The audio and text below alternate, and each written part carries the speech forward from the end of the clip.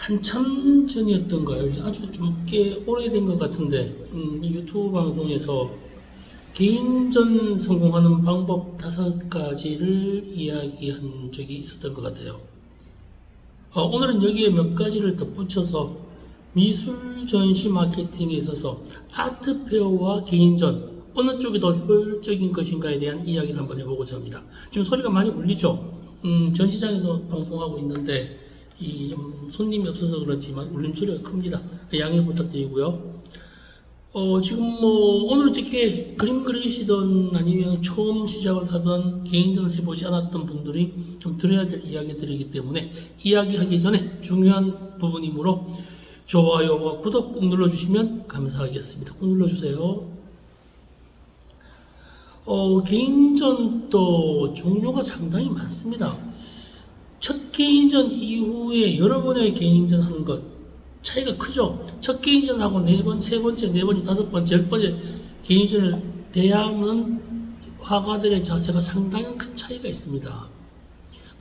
첫 고민이 많죠. 첫 개인전 할 때 주변 사람들 있어, 눈욕이 있어죠, 체면 있죠, 바라보는 시각 있죠, 예술에 대한 가치가 생각해야 되죠. 첫 개인전 할 때는 정말 고민이 많습니다. 근데요, 그때나 지금 이제 말씀드리는 것은 같은 이야기인데, 그냥 해치워버리는 게 최고예요. 한 번 합니다. 한 번이거든요. 개인전 여러 번 하신 분들 이렇게 물어보세요.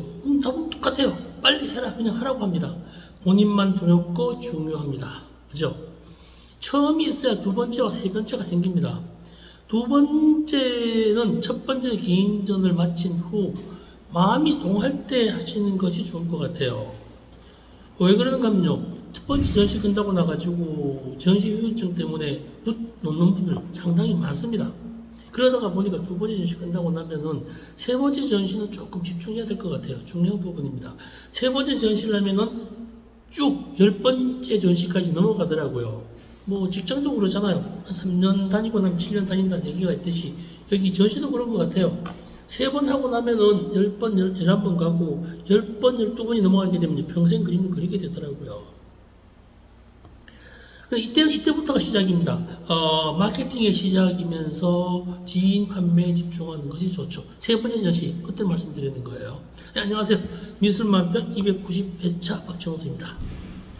제가 지난번에 비슷한 말씀 드렸죠. 이것도 300회 때가 넘어갈 때쯤에서 방송 내용을 묶어서 미술 지식과 상식이라는 가제로 책을 엮어보고 싶다라고 말씀드린 적이 있었습니다. 도움 주실 출판사 기대해 봅니다. 기다리겠습니다. 다시 본론으로 돌아가가지고요. 그때 처음 한참 전입니다. 그때 제 본연의 얘기한 것 같은데, 개인전 성공하는 5가지 방법을 그때 말씀드리면서 그때와 좀 다르긴 해요. 지금 드리는 말씀은 여러 번 개인전을 경험하셨던 분들을 대상으로 한 이야기입니다. 경력 한 줄보다 예술가의 세계관을 알리기 위한 제 조건들이 필요한 시점입니다. 전시 때마다 전시 경비에 나오는 분들이라면 이런 걱정할 필요 없습니다. 전시하면 되니까요. 또 있죠. 이 전시할 때마다 이 전시 경비에 나오시는 분들은요, 별로 초대는 잘 안 합니다. 대관합니다. 대관해서 전시하면 끝인데요, 그렇게 첫 번째 얘기를 한번 해볼까요? 첫 번째는요, 지금 전문가에게 도움을 청하라고 말씀드리고 싶어요. 전시 컨셉이 아니라 화가 컨셉이 정해져야 합니다. 전시 평론을 의뢰하면서 도움받는 편이 제일 간편하죠. 두 번째 문제로는요, 이 개인전 성공하는 방식이 문제인데요. 두 번째로는요, 소논문 발표하듯이 전시에 대한 연구집이 필요합니다.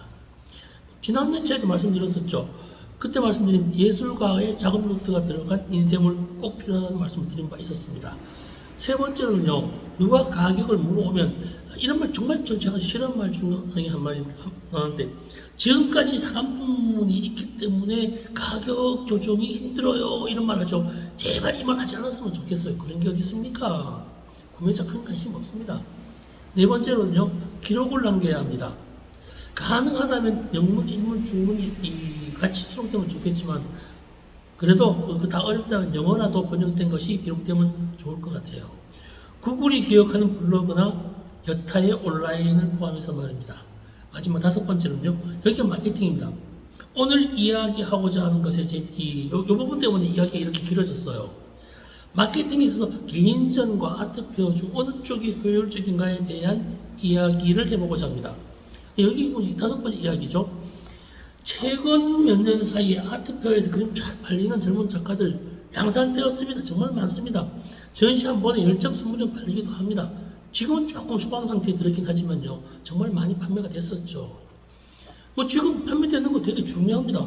곧 판매량이, 근데 고민해야 될 부분이요. 얼마 안 있어 판매량이 급속히 떨어지거나 판매가 거의 없어질지도 모른다는 사실을 염두에 두어야 합니다.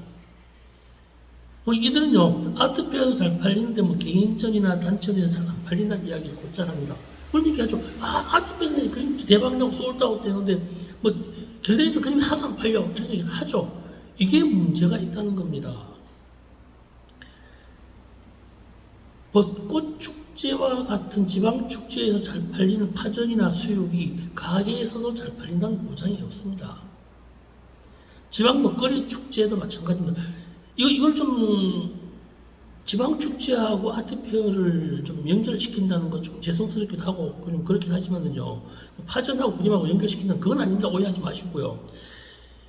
뭐 지방 먹거리 축제 비교해서 죄송합니다만 우리나라의 다양한 아트페어에는요, 예술은 없고 뭐 정말로요, 지방 축제의 먹거리와 비슷한 눈요기 그림밖에 없습니다.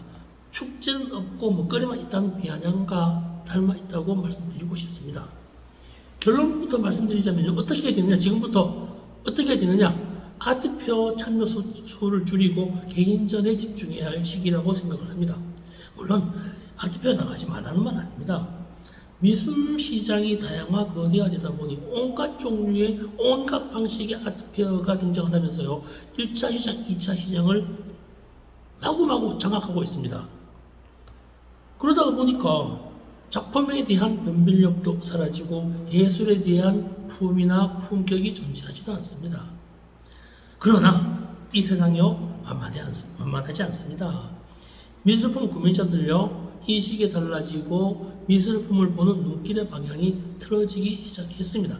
그래서 다시 한번 말씀드립니다만요, 이제는 개인전입니다. 미술 시장이 확대된 만큼 집중되는 미술 시장이 필요해졌습니다. 집중화가 필요한 거죠.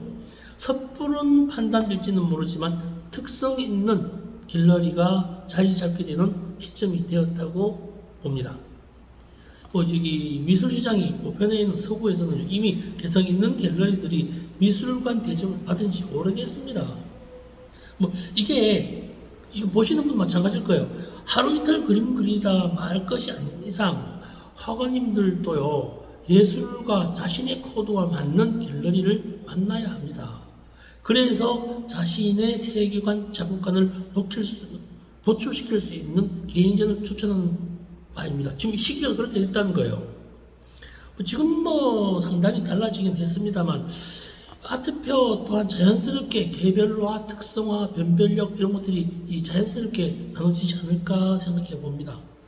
그렇다고 지금 당장 이미지가 선보이고 이게 이 이미지를 선보이고 지인들에 의해서 작품이 팔리고 축제 먹거리처럼 내 돈 내고 눈요기 한 사람 이런 시장 유지되어야 마땅합니다. 이 시장도 있어야 되거든요. 시장의 차별성을 갖자는 거예요. 근데 지금부터는요, 화가 본인의 영역과 역할을 어디에 두어야 할지 고민해야 할 시점입니다. 하무 11호기라고 흥한 것은 반드시 쇠퇴하게 되어 있습니다. 이미 미술시장 40년, 50년 역사 이야기해주고 있습니다. 휘트치다 망한 화가들, 휘트치다 지금 사라진 화가들 부부지겠습니다. 정말 많습니다. 지금 잘 되는 화가님들 차기 작품 준비해야 됩니다. 다름을 보여줘야 합니다. 변화를 찾아야 합니다. 그게 제일 중요한 거예요. 이게 마케팅의 부분에 있어서 화가 마케팅의 화가 철학을 이야기하는데요.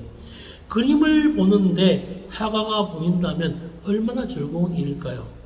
고민돼야 할 시점인 것 같습니다. 네, 고맙습니다.